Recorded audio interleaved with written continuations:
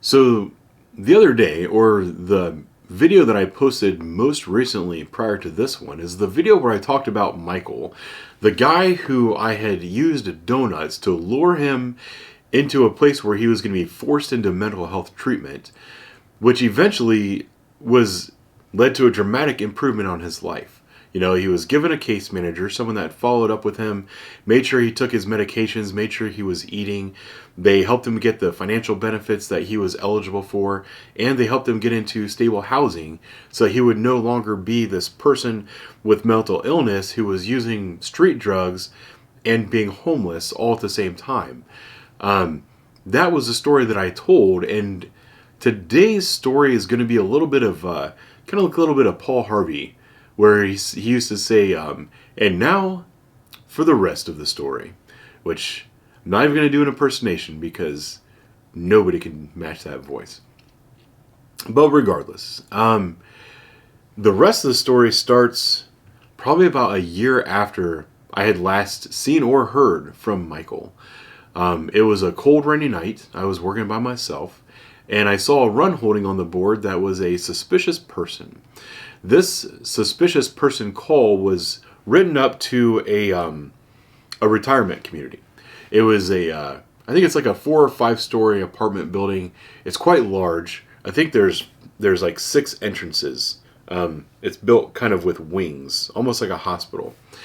And someone called in saying that one of the entrances had a homeless person sleeping on a bench, and they wanted that person to be removed. So I figured I could handle that on my own. I got on the air and said, hey, send me that 48A, I'll take care of it. I drive down there, and I'm driving around the building, because it didn't say which entrance it was at. So I'm driving around looking at all the entrances, and these are, they have like a roof over them. They're probably 30, 40 feet deep, where, you know, you're walking up the sidewalk, and then all of a sudden the sidewalk is like under a roof, and you walk through that little portion, and then that takes you to the doors. Once you get under the roof section, there's wrought iron benches kind of lining it. There's like 2 benches on either side. And so I was driving a circle around the building, driving up to all the entrances, and then I found an entrance that had somebody sleeping on one of the benches, so I knew that I was at the right spot. I got out of the car and I walked up, and I kind of stood over this homeless guy for a moment, looked down at him, trying to decide if this was something I should safely handle by myself, because I've got a guy who's homeless, sleeping on a bench. Right beside him were his boots, and he had taken his boots off and taken his socks off, and kind of draped the socks over the boots. I think he was trying to get them to dry. But then the other thing that you see on the ground all around him was there was a glass crack pipe on the ground right next to his boots, and then kind of spread in a big area were all these little baggies, little clear baggies. Those are baggies that are indicative of somebody who's using cocaine. Probably, most likely it was crack cocaine. I stood over him for a moment, and I took in the situation. I kind of decided that what happened was he's a homeless crack user who was looking for a dry place to rest, and then when he sat down, he started looking in his pockets and stuff to see if he had any residual crack in any of his baggies that he could maybe smoke. I'm assuming he had all those baggies in his pockets and was pulling them out, you know, finding an empty, throwing it on the ground, finding an empty, throwing it on the ground, finding an empty, throwing it on the ground, and that's why he probably had 15 to 20 empty baggies that at one point in time had crack cocaine on them, all over the ground, all around him. So I was trying to decide, hey, if I wake this guy up, is this going to be a good thing or a bad thing? Like, you generally don't want to be by yourself when you are potentially encountering someone who is really high on cocaine. But I kind of assessed the situation, and I realized, you know, if he'd really smoked that much cocaine, he probably wouldn't be sleeping right now. So I'll go ahead and give him a nudge and wake him up. So I don't even think I had to touch him. I think I just kind of called out to him. I'm like, hey, buddy, you got to wake up, man. Or I said, hey, buddy, it's the police. And the guy immediately wakes up, and he doesn't look at me. He was sleeping on the bench, sleeping like a baby. I kind of had his hands under him and had his hoodie all the way up over his head and drawn pretty tight, trying to stay warm. And he immediately sits up and he's looking down at the ground, kind of looking at my boots. And he says, "I'm sorry, I'll get up, I'll get moving."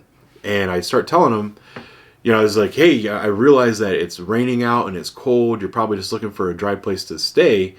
Can I take you somewhere? Or is there anything that you need? Anything I can do for you?" And he's telling me no. He's like, "I don't need anything. I'll get up. I'll get moving. I got someplace to go," is what he's telling me. So he's put on his socks and his boots, and I wasn't really saying that much because he'd already refused my help and said that he was going to get on his way. That was all I needed. The reason I was there was to make sure that he left, and he was leaving, so it's not a big deal.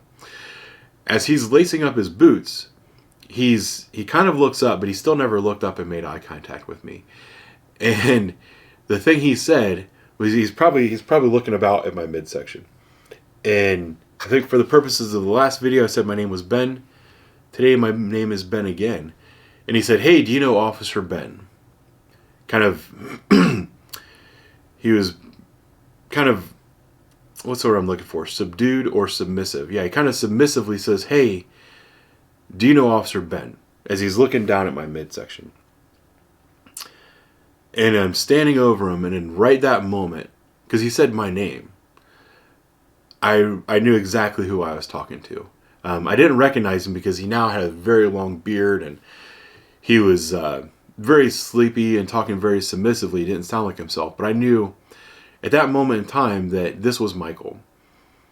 The guy who I had spent all that time and energy on, got him into treatment, who ran up to me and gave me a hug one day, told me that he's taken his medications and his life has completely turned around.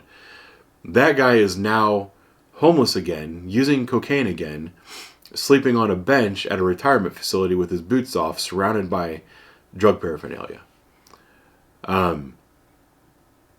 He looks up at me and asks if I knew who I was, basically. And I said, "Yeah, I know Officer Ben." And I think I even said it with some authority, thinking he's got to recognize my voice, right? He didn't recognize my voice. And then the next thing he said, he stopped. He's tying his shoes and he stopped, kind of looks, and he goes, "Well, if you see him, tell him I'm sorry." And that was all he said. And I was absolutely dumbstruck. I did not know what to do with that situation. Here, I'm standing over a guy who credits me with saving his life. And he's ashamed of the fact that he feels that he squandered his opportunity. And the only person in the world that he wants to talk to is me, and I'm standing in front of him. And I didn't have the heart to tell him that it was actually me who he was talking to. It caught me so off guard. I didn't know how to handle that situation. So I told him again that, all right, I think I said, "Yeah, I'll talk to Ben. I'll let him know that you said hi." He goes, "Okay, thank you." And then he gathered up his stuff, and once again, before he took off, I asked him if there's anything that he needed or anything I could do for him, and he said, "No, I'll be all right. I'll move on." And he threw his bag over his shoulder, and off he went.